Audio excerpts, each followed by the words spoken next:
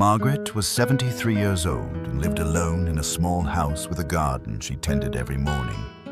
Her days were simple, and most of the time it was just her books, and the radio. Then one Tuesday afternoon, her phone buzzed with a text from a number she did not recognize. It said, "Hey, running late. Be there in 10. Margaret smiled and typed back, "I think you have the wrong person. But whoever you are, I hope you're not waiting too long." A reply came. "Oh no, so sorry to bother you. Have a nice day." Margaret replied, "You too, stranger," and went on with her day. But the next day, another text arrived from the same number. It was a photo of a very messy cake with a caption, "First attempt at baking. It tastes better than it looks." Margaret laughed out loud. She typed back, "My first cake looked like that too, in 1952. The stranger replied, 1952. You win. Send help." And somehow, that was the beginning of a beautiful friendship.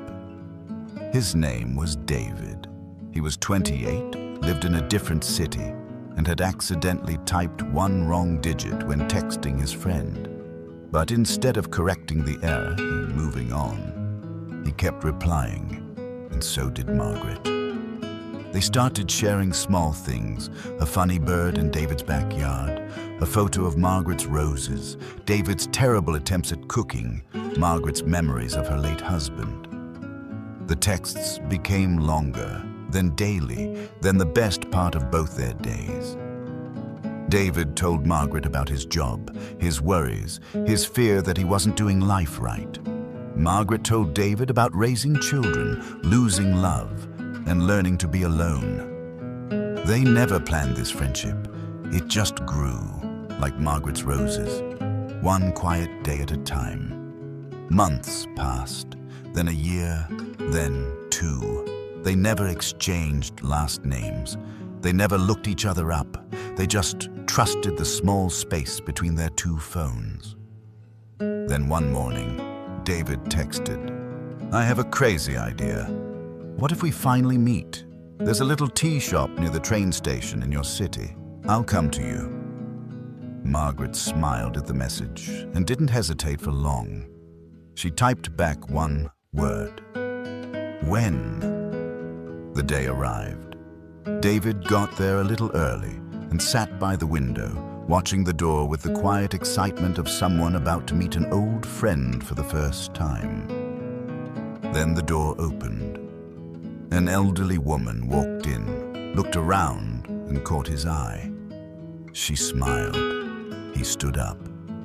They didn't shake hands. They hugged, easy and warm. Over tea, they traded stories and laughed at things no one else would find funny. Hours slipped by like minutes.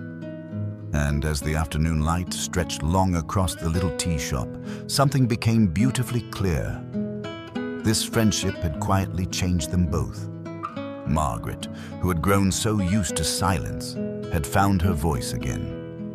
David had given her a reason to notice the small joys, the color of her roses, the sound of rain on the kitchen window, the warmth of being genuinely known. She had believed the season of making real friends had passed her by. David had proven her wrong without even trying. And David, who had feared getting life wrong, had found in Margaret something he hadn't known he needed: perspective, patience, and the quiet reassurance of someone who had already lived through the things he feared.